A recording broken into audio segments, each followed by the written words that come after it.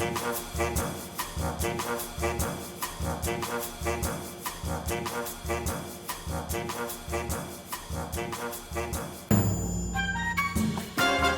and welcome to Everything's Fine, probably your weekly antidote to bad news. This is our 20th episode. Can you believe that, Shelley? 20 episodes. Oh, what a lovely round number that Isn't is. it? Isn't it? Who'd have thought? Who'd have thought we keep doing this for 20 weeks? There we are. We're clearly more stubborn than anybody had realised. We haven't woken up to ourselves in 20 weeks. It's incredible. No. Not looking like it's going to happen anytime soon, is Yeah. So, how are you this week? I'm good, thank you. I'm good. I'm having a really sneaky little holiday. Yeah, I've come to North Norfolk to see my family, but I decided to get a little place in Cromer, so I'm having a lovely time. I spent today like on the beach and with a really smug look on my face. Yeah, really feeling really pleased with myself. I'm staying apart. Look, if I lift up my look, I've got like the tiniest sofa in the universe behind me. That is a very small sofa, isn't it? Isn't it? Can Isn't you it? actually get two people on that sofa? You could get two normal build people on there.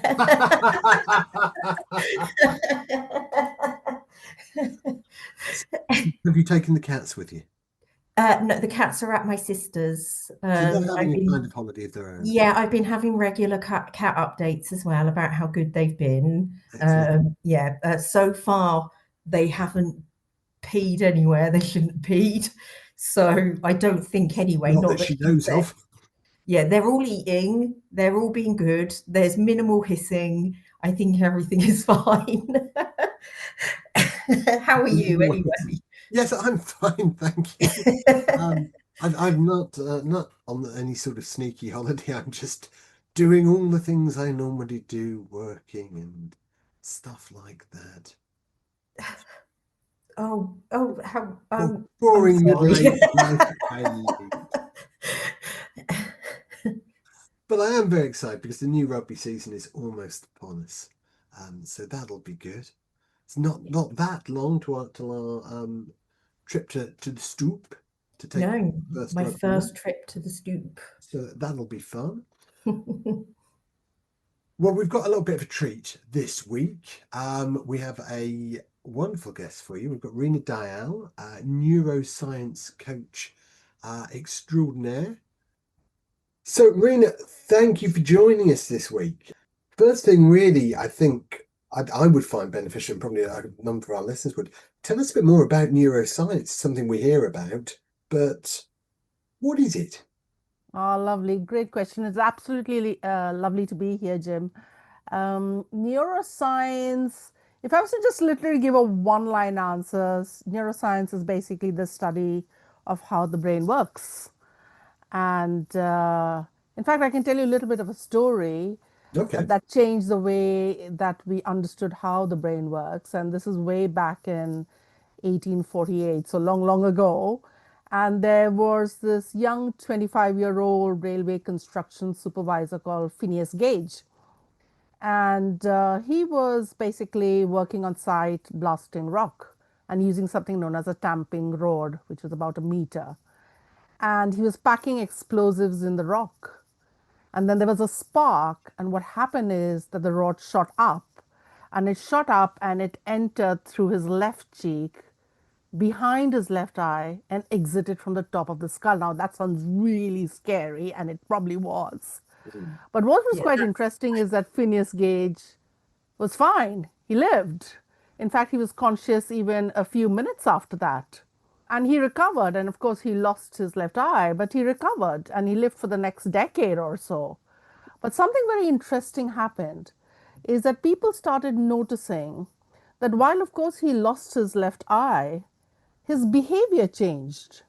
So he used to be very polite, very reliable, very responsible. He was a good leader.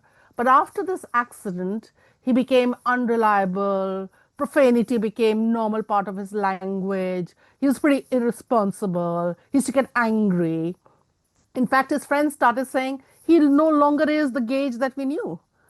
So that became something very curious for people to understand what's really happening. And when the doctors started studying a little bit more, they realized that when the rod had penetrated its skull, it basically shattered a part of the frontal lobe, which is the prefrontal cortex, which is basically the area behind our forehead. But that part of the brain behind our forehead is the part that is responsible for things like decision making, social behavior. And as you can imagine, because that got impacted, his behavior had changed. So, what they started realizing is that the brain injury had not only impacted the person's abilities to see, obviously, but also seemed to have changed who he was as a person. And this became quite an important case, and it's often cited in neuroscience and psychology and neurology, and we're talking about it today as well. Because what we began to understand at that point of time is the brain shapes the behavior. So, in other words, you and I can say today that if we had to change the behavior of a person, then it has to be a physical change of the brain. And so that's where people started understanding a little bit more about the brain. And a couple of decades ago, there was something known as fMRI that got introduced, which is, if I remember, frequency magnetic resonance imaging. But basically, it's a type of brain scan. And in the brain scan, where they put these little electrodes on your head, and the person is doing certain activities, they can figure out the way the blood flows and which part of the brain really lights up. And so people started understanding more and more about the brain. And what they came to understand is the brain operates with certain rules and principles. It's basically a machine. So the knowledge of understanding how the brain works is neuroscience. Now, when we use that knowledge for, say, medical purposes, or in our case, the work that I do, applied neuroscience for leaders and teams and individuals, is we use that knowledge to be able to really help people solve real-time challenges in their behaviors and also make use of the opportunities so that they can change the quality of life, they can change their behaviors, because then basically what we're doing is we're working with the brain rather than against the brain. And that's what we call applied neuroscience. I love how it started with a really gruesome accident. I know, can you imagine? And then we learned so much more. He was conscious. I don't know if I'd want to be conscious for a while after that, quite honestly. Fabulous. So I looked at it's considered a fairly young science. As our understanding of how the brain works and how the brain controls behavior is developed, how then does someone like yourself make use of this some really sort of practical ways? Can I give you a little bit of a backup about how I got into this field, Jim? Yeah. Because that'll start answering how I then finally reached to some of the practical answers as well. I was working in the corporate world for about 20 years, and my work was to do basically in human resources. So I was working with leaders as an HR business partner, leadership development, talent. And one of the things that I realized is often when you're working with leaders, these are individuals who are really managing massive P&L accounts, complex challenges. They're doing really good work. Yet there were times that there were certain blind spots that they had when we were doing leadership development programs. And when we tried to reveal that and build up their awareness, there was a sense of defensiveness or self blame, which kind of stopped them from really changing their behaviors. And also, the other thing that I noticed, if I was to really reflect on those 20 years, is I noticed that a lot of these leaders, when they were in a room and we were talking about changing behaviors, they understood what we were talking about. And yet it was very difficult for them in real time, especially in high pressure situations, to change the behavior. And so therefore, I got interested in understanding or wanting to understand what really is happening in the brain. Like, why is it that these individuals who are highly accomplished are unable to change behaviors or be able to handle tough situations and get out of their default reactions? So that's kind of got me a little curious of getting into understanding a little bit more about the brain. At that moment of time, I thought I was going to specialize as an executive coach, which is what I did. But I wanted to choose also a methodology that could help me explain something else that I had experienced. So I come from India, and I had been there in India for my first 35 years of my life before I came to the UK to do my work.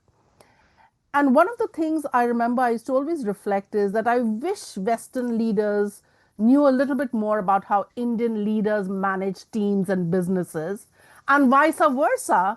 I wish the Indian leaders knew a little bit more about how methodical the Western leaders can be in managing processes and engaging stakeholders. So I also knew there was an East and a West kind of a match that needed to take place, but I was unable to find a language to express that to people. Because growing up in India, you see a lot of things which stems from the basic ancient science called Ayurveda. I don't know, maybe some of your listeners would have heard about that word. That's where things like yoga, meditation have kind of really sprung out of. And Ayurveda is a Sanskrit word that means science of life. And it's really an ancient science that was there more than 10,000 years ago. And it's all about how the mind body works together. So it was really trying to get that into a language that I could express. And so that kind of got me into the whole study of neuroscience, because it gave me a language then to be able to explain to people and engage individuals with practical ideas about how they can really change behaviors and change their leadership persona if that's what they want to do, especially when they are trying to handle bigger complexes or complex assignments or growing up the ladder. So that's kind of a little bit of a background about how I got into this particular subject. Jim, you Okay, need to that's remind me that's what was the question. well, yeah, no, that's I was like really interested in what you were saying about that, like meditation techniques and how a lot of it's actually very ancient knowledge from India. I thought that was really quite interesting, especially when you think about how we say to do things like lots of people do meditation and yoga now in the West, don't they? And Yes. then things like mindfulness and things are Yes. those kind of words that you get, encouraged to follow to try and improve your mental health and your mental focus. But yeah, sorry, Jim, that I also got distracted away from what the original question was because I was interested. It's Reena's fault for being so compelling. And being distracting. I get it. For being so interesting. I hear you. Yeah, it was really about how we get to ways in which this can offer some real sort of some practical guidance, some practical ways of working.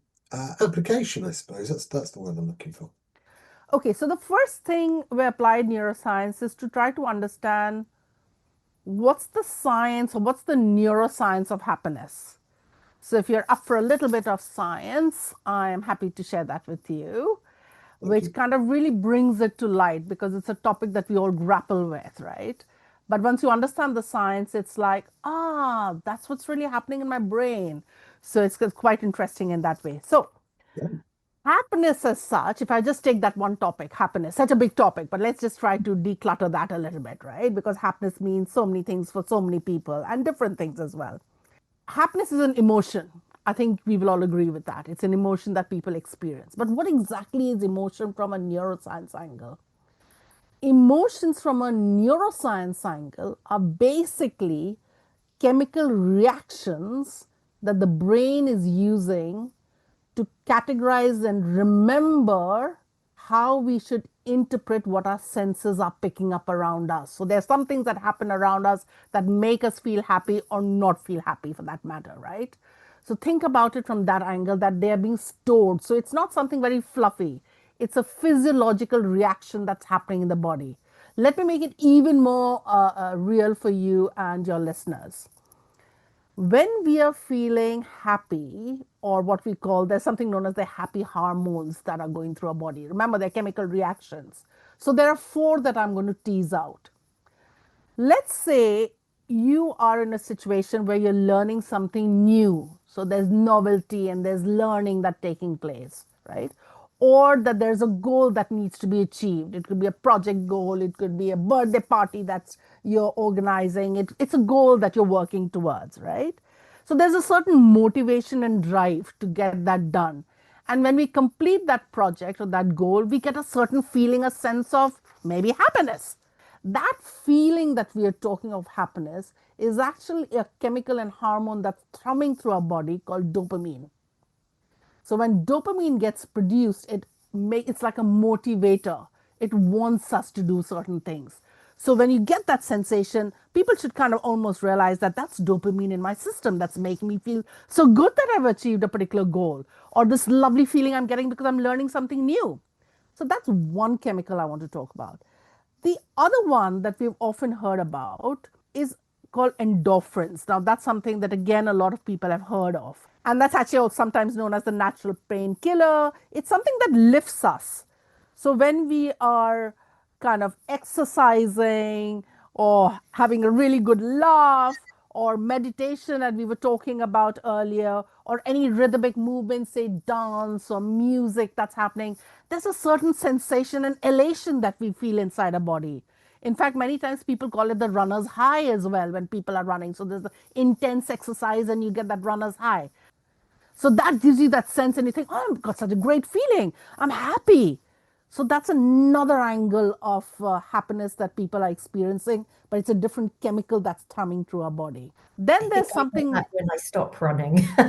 Yes, see? Yeah.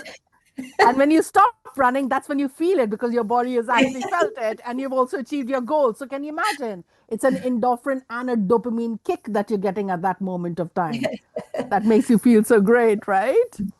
I wish I could do that because I don't do that much of running, but hey, I can dance and feel happy about that. Yeah. I can understand it more in dancing, definitely. That really is fun Yes. to dance, definitely. Isn't it? Isn't it true? And a lot of people, I think so, have that sensing. But it's also to try to make it really real. So this feeling of happiness suddenly becomes a little bit more tangible in understanding what's happening in the body. Because then you start thinking that if I want to be happy, those are the activities I should do. Because then those chemicals will get released in my body. And then it'll give me that sense of, oh, I'm feeling great, right? So we've talked about two. There are other two as well. So the other one is really something that we experience when we are connecting with people. So when there's trust and there's bonding, say it's with family members, or you're sitting down with your friends and feeling really safe and spending time with them, or in organizations, there's a team that's working together who trust each other, and so they're feeling quite comfortable. When we are having that feeling of connecting with other individuals and feeling safe and feeling happy, that's oxytocin that's running through our body. It's often known as the love hormone. Is Uh, that uh, also, you get that hormone? I think mothers get it but from their yes, babies, don't they? Of holding their correct. babies, that releases oxytocin. Correct, Shari. Absolutely. Yeah. So the body is getting that hormone. So you kind of, the mother's bonding with the child. In fact, not only mothers, even fathers, when children are born, have oxytocin lift in their body, which is how they bond with the child, even though they've not gone through the pregnancy. So they feel that sense of bonding and they feel happy with the child when they're clinging on to their little baby, or the baby is clinging on to them, or they're both clinging on to each other. That's oxytocin, but it's a happy feeling. So, again, to think from a practical term is when we are spending time with people that we love to be with, and we're connecting and we're bonding and we have that psychological safety, it's an oxytocin high that we are getting. And that makes us happy as well. And all of these three hormones I've talked about actually get produced in the brain between our ears. And I say that between our ears because I'll come to that in a bit as well. The fourth chemical that's there, which kind of often is used in the whole happiness conversation, is something known as serotonin. And serotonin is actually produced, 90 to 95% of serotonin is actually produced in the gut, in our stomach. And about the rest is actually produced in the brain as well. So you can imagine things like gut health becomes really important, what you eat, because that's where serotonin is being created. And when we have had, when our eating is good, when our digestion is working well, you kind of feel quite happy about it, right? So that's another sense where you have that sense of well-being. You feel more calm. You feel like I'm feeling good. I've had a nice meal and probably not the McDonald's. Well, I love McDonald's sometimes, but you know Yeah, what I mean if it's not a regular meal. it So does give you the McDowns afterwards, doesn't yes, it? So nicely said there. Nicely said there. So, and even something like serotonin, when we go to sleep in the night, that's the thing that converts to melatonin, which regulates sleep. So, all of these are chemicals that are thrumming through our body that makes us feel happiness. And you can see how there's certain activities that are attached to all of these that makes a person feel happy. So, happiness, which is such sometimes it can be such an amorphous, such a fluffy conversation, suddenly can become quite real in the activities that we can do, which can make us feel a little bit more happier as well. So that's one angle I would take where happiness is concerned, and just adding in a little bit of neuroscience. So when people are feeling these various emotions, it's almost like, okay, I want to get a dopamine hit. What can I do? What can I learn? Where is it that I can go and maybe set down a little goal and have a little milestone and work towards it? That's a dopamine hit a person is going to get. Or let me go and spend time with a loved one. Oh, lovely. That's the oxytocin hit I'm getting. Or maybe I'll just eat some nice food that makes me feel fresh and alive. Get some rest. That's a serotonin that's taking place that makes us feel happy. So it's really kind of bringing that to life in a much more real and practical way. And you can imagine if some of these become lifestyle habits of an individual, then you're constantly getting these chemicals in your body which make us feel happy. So that's one side of the coin. So then what's the other side of the coin? Shall I continue?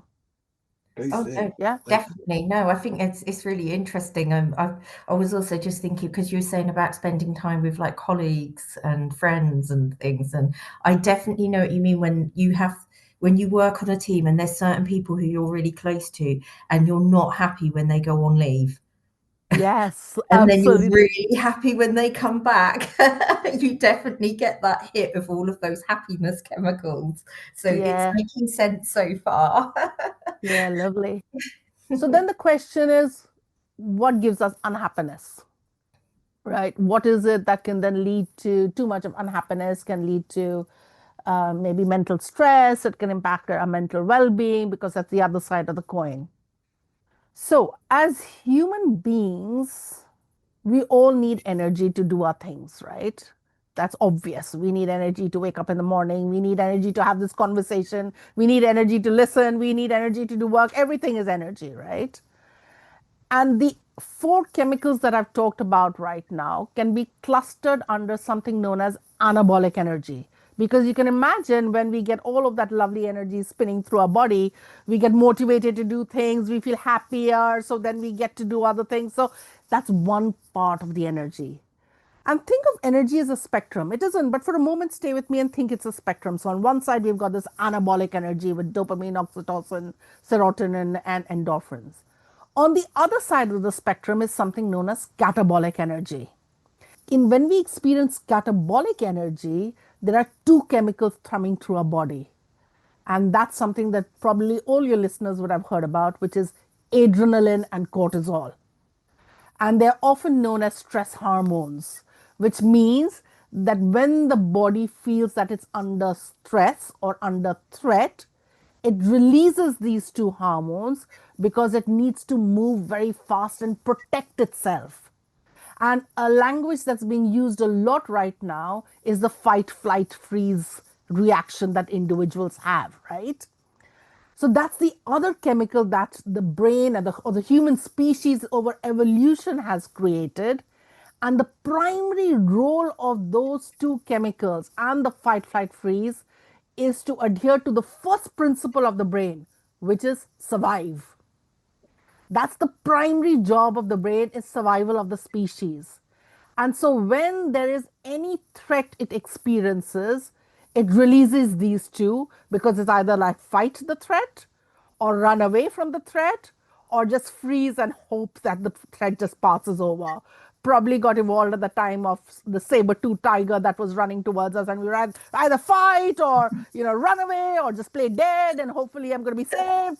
So that's where it happens. But fast forward to today, while there is no saber-tooth tiger, the same mechanics gets created when we have multiple stresses that are hitting us in our day-to-day life. It could be the to-do list that we have to do. It could be the bill that needs to be paid next month. It could be that, oh my gosh, I don't have a job. What do I do? It could be because I'm feeling isolated and lonely. There are so many stress triggers that people are feeling.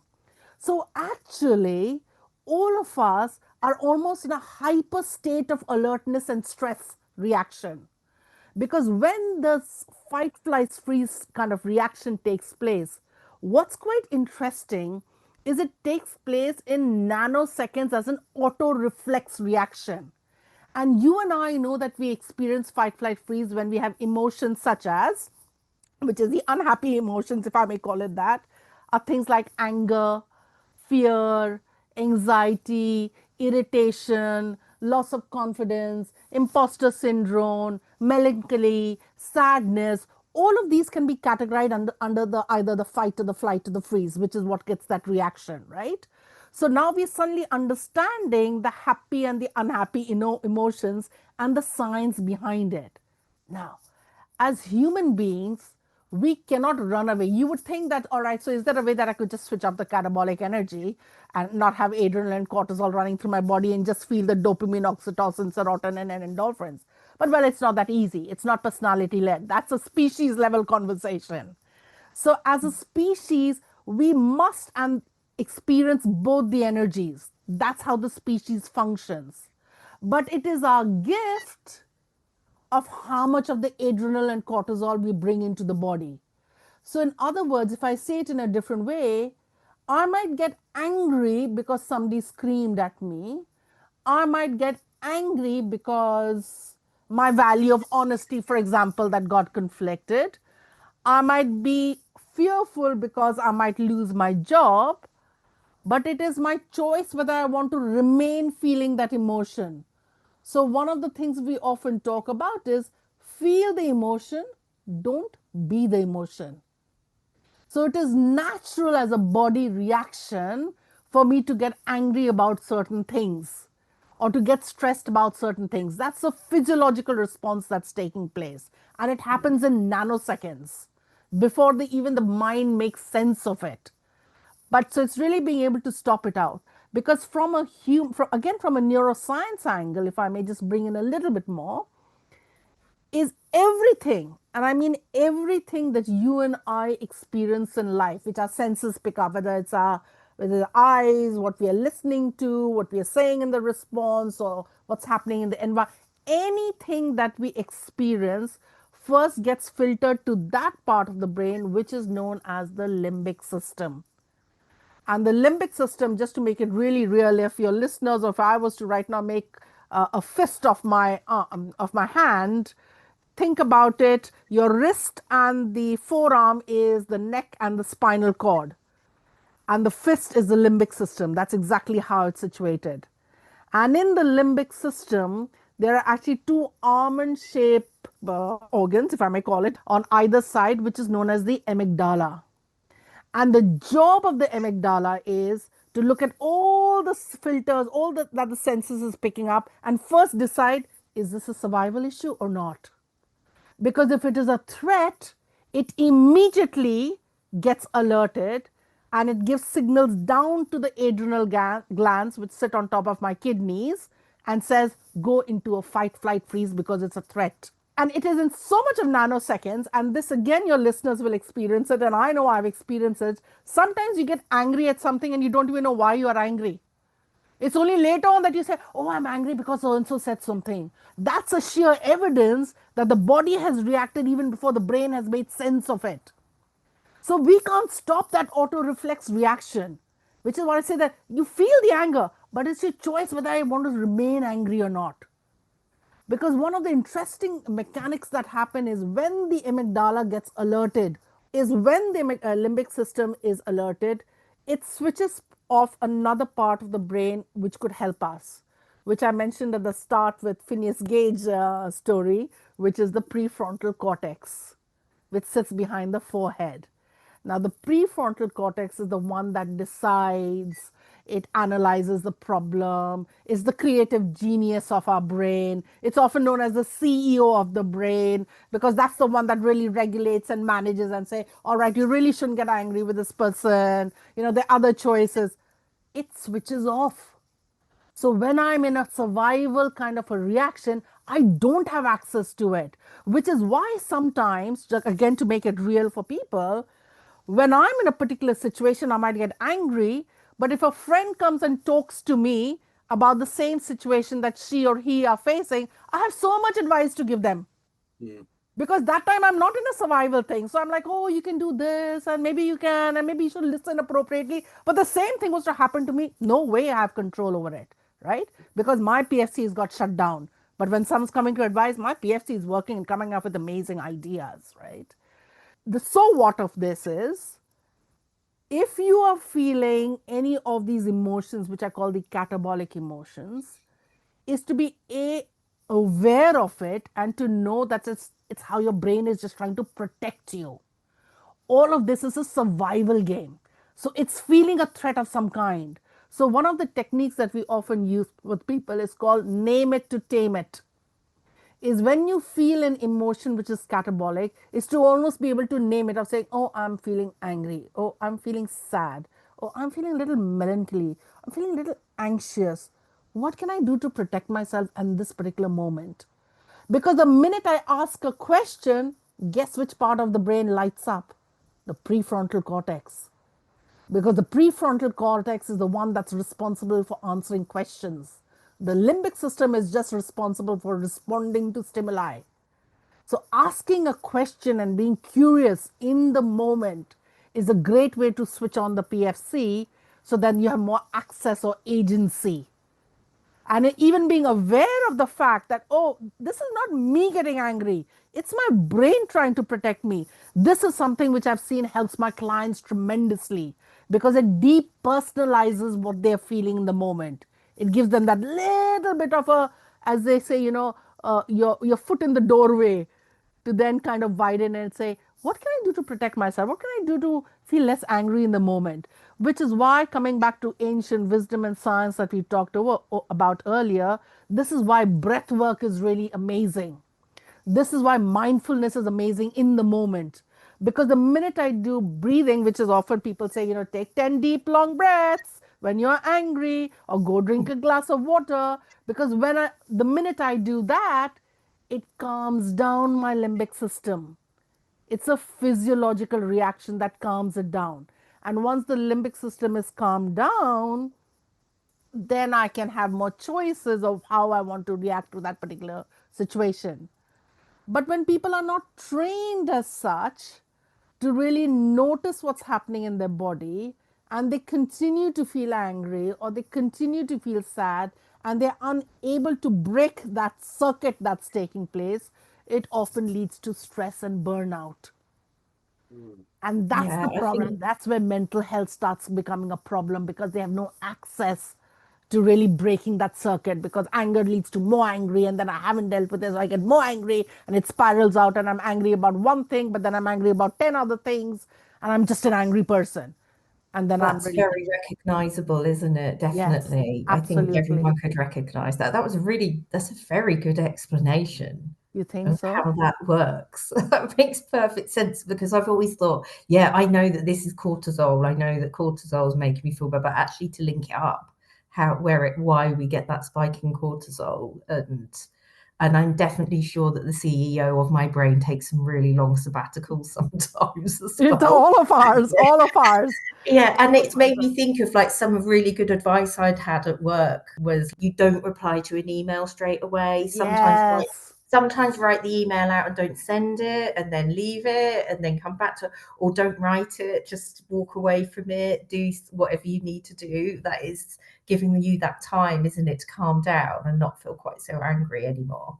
absolutely. Or sometimes people ask the question of saying, when they're feeling stuck or they are just in that kind of a limbic reaction. My clients call it being limbic actually. So when they're in the limbic reaction, is to sometimes ask myself, what would someone else do in this situation?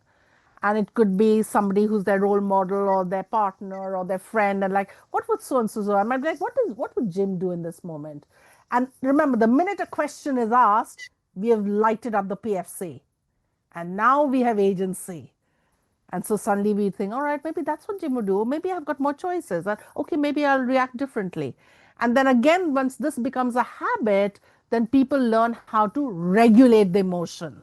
And that's, I think, so a big topic that's coming into the whole conversation of mental health right now, is because we are never really taught to recognize, regulate, understand, or channel our emotions. Because, you grow up thinking, oh, women are too emotional, girls are too emotional, boys should not cry, men don't cry. So there's so many labels and baggage associated with emotions.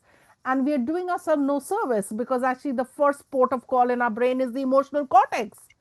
So it begs the question, why would we not really understand and really figure out what the emotion is telling us and use it as a source of intelligence and learn how to regulate it with, such as some of the examples you shared and I shared, or even plain breath work. It's one of the most scientific and easily accessible activity for us to calm down an agitated brain. If we were to take 2 or 3 top practical tips from neuroscience of how to lead a more positive and happy life, what would they be? All right, so let's go like really simple. Remember, we went back to those different lovely serotonin, endorphins, dopamine, oxytocin. So immediately when somebody's thinking about what are the practical things that I can do so that I can be having a lifestyle that is generally generating these amazing chemicals in my body, which I know are going to lead me to feel happy, right? So let's start with that context. So one of the things is, from a physical angle, is to make sure that you're moving your body. So whether it's dancing in your kitchen or a gym session, or whether it's a brisk walk that you're doing, because whenever we do movement, it triggers endorphins that relieve stress and gives us that, I'm feeling good feeling, right? So that's a real practical thing that people can bring into their lives. And over a period of time, when you're doing more and more, you start building up what I call a bank balance of anabolic energy, because you're doing more of it. So it's like a reserve that's available to us when we're going through stress time. Another thing that could be there, so we know that dopamine is when we have achieved something. So celebrating small wins. It might be like, what are the 3 little goals that I want to do today? It might be send that email that I haven't sent, or drink 2 liters of water, or maybe not do so much of reduce my social media by half an hour. Every tick of goal that we achieve releases dopamine in the system. And so what we're doing is we're almost training our brain to feel motivated and rewarded, and to use more of that chemical within our body. So celebrating small wins on a daily basis is amazing, to kind of have that again as a lifestyle habit. Connection, giving someone a hug, calling a friend, simply making an honest eye contact in a conversation. Even brief social bonds trigger oxytocin, which builds that trust and belonging. And that's something that can build up over a period of time if you're doing it on a regular basis. Gratitude. We often hear people talking about gratitude journals. Let's set that aside. Even before we go to bed, if or before the day ends, if we were to just write down or think about what's the one thing that I'm grateful about today. Maybe it was because, I cooked a meal for myself. Or actually, I finished the shopping. Or actually, I said something nice to somebody, or I smiled at an individual. What's the one thing that made us grateful about today? Because the minute gratitude comes into our mind, it rewires our brain to notice the positives, especially in a world, as we were talking about, which has got only bad news around the world, right? So any good news, anything to be happy about. I'm happy I heard this great news about somebody. I'm happy I didn't pay attention to that negative news. So it really fuels both calm and reward pathways. So that's another way that kind of really helps out. Another very practical tip, which helps, I think, so both in the realms of mental health as well as happiness, is the amount of sleep that we have. We all know that sleep is a major problem at this moment of time. And neuroscience has gone and proven it. In fact, you'll be surprised, when I was doing this MIT Sloan course, and they had the topmost CEOs who were interviewed, one of the first practices they put into place was their sleep. Is they were making sure they were getting quality sleep, especially when they were, jet setting around the world. So 7 to 8 hours of sleep is something over a period of time that becomes really important, because that's when the brain really detoxifies gets all the toxins out of your body. It helps you calm down. And we all know what a good night's rest is like the other day. Or we all know what a bad night's rest does for the next day, right? And so when people make the statement of saying, I often have clients or some people who come and say, oh, you know what, I really don't need to sleep more than 3 or 4 hours a night. I'm like, I don't need that sleep. Maybe for 1 or 2 days, maybe for a month, it's okay. But 5 years down the line, it's going to catch up on you. So really protecting basic patterns like sleep, the amount of water you're drinking. These, remember, we're trying to feed the whole brain system. If the body is working well, our whole brain's going to work well as well, right? So those become really practical ways or habits that one can bring into the system. And then in the moment, I think so the practical thing that I talk about that I would repeat is when you're feeling any of those catabolic emotions of anger, stress, all of that thing that we talked about, is just be aware of it, name it and tame it. Like just really call it out. You'll find a difference. To just say, oh, that's what I'm feeling. It's not me, it's my brain. What can I do to protect myself at this moment of time? So some of those I think are ideas that could really help. We've already talked about meditation. I know it's a difficult thing for people at times to do meditation. So I think even if you're not doing meditation, do 5 minutes of breath work in a day. That's all. Or at least take 5 breaths. Take mini breaks where you're just taking 5 breaths. It just calms your system down.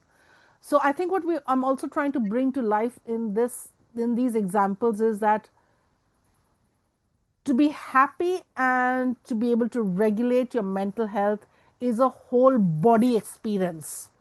It's not a mental game only that one needs to make. If some of these practices come into our lifestyle, we'll generally feel happier and more calmer and be able to address the stresses in our life because we have good anabolic reserves in our body. That's really good. I know when I did yoga, my yoga teacher used to say sometimes when you're at work, just stop and you don't have to do yoga every day, but at least actually just sometimes stop and stand properly. Yes. The stance you have to do when you're standing upright in a yoga class. And it's the first time, because actually for most of the day, we're actually slumped over, aren't we? We're hunched over a desk. Actually, if you just stand up and hold yourself properly, your shoulders down, your feet hip width apart, and breathe for a moment, that's actually giving your body just a mini little rest, a very small little break in the day. Very well said. Absolutely. All yoga positions are meant to allow the body to breathe properly, the postures. And it also almost kind of makes the body a little bit more elastic in a way. So you can imagine your nerves are now working more, the clogs are out. Though, of course, it doesn't happen in the first session. I remember the first session I ever did in yoga after a long time, and my teacher was like, okay, bend and take that posture and engage your leg muscle. I was like, what leg muscle? I Yeah. cannot engage anything. But then with practice, we do, right? So then over a period of time, we learn how to do that. Yeah, I know that, just not to take it too far at work, because I think if I'd started doing downward facing dog in the office, Might some not be a people good would be really idea. quite upset, I think. Yes. I'd stick to the breath work. I'd Yeah. stick to the breath work, Shelley. Absolutely. I would. Brilliant. Look, really, thank you so much for your time tonight. It's been, I found it absolutely fascinating. And there's some really interesting practical things that I think we can all do, hopefully, to just lead a happier and healthier life if we just follow some good tips. Where, Absolutely. It's been a pleasure. where can people go to find out more about you and what you do, Reena? I think the easiest way is to perhaps go to my website, which is reenadayal.com, and get to know a little bit more of what I do, which is neuroscience based work on personal and professional development, especially with leaders. LinkedIn, another great place to connect with me. And if nothing else, drop me a line at hello@reenadayal.com. Fantastic. Reena, thank you again for a really fascinating conversation. Thoroughly enjoyed that. Thank you for your time. Thank you so much. It has been an absolute joy for me, and I wish you too and your listener happy times. Thank you. Lovely to meet you, Reena. Likewise. That was really interesting, I Yeah, have to wasn't it? say. I've realized how many of my emails that I've been answering with my amygdala and my adrenal glands. Sorry, everyone. Well, at least you know who to blame now. Yeah, yeah, it was Not me, it's my adrenal glands. I knew not what I was doing. Put them to disciplinary hearing, not me. No, I mean, really interesting. Lots of stuff covered tonight. Goodness knows how you're going to top that next week. Because next week, Sean and Wow. Stu are in charge. Yeah, but both Stu and I both think that we are the biggest experts in the room, so it's going to be interesting. Yeah, It's with going to no be referee clash of this the time. egos. And then I'll have the fun of taking all that footage and trying to edit Yeah. it into a show. So if next week is a bit short, we'll see. No, I'm sure it'll be fabulous. So next week we will be back. Well, they will be back with lots of wonderful good news. Stu will be back. And we will see you. Well, we won't see you. You won't see us, but you'll hear us then. In the meantime, if you've enjoyed this, please tell all your friends, even tell people you don't like all that much. If you want to tell anyone you know, like, share, subscribe, all of that wonderful things. Take some of those marvelous tips from Reena on board. Be happy, be healthy, and remember,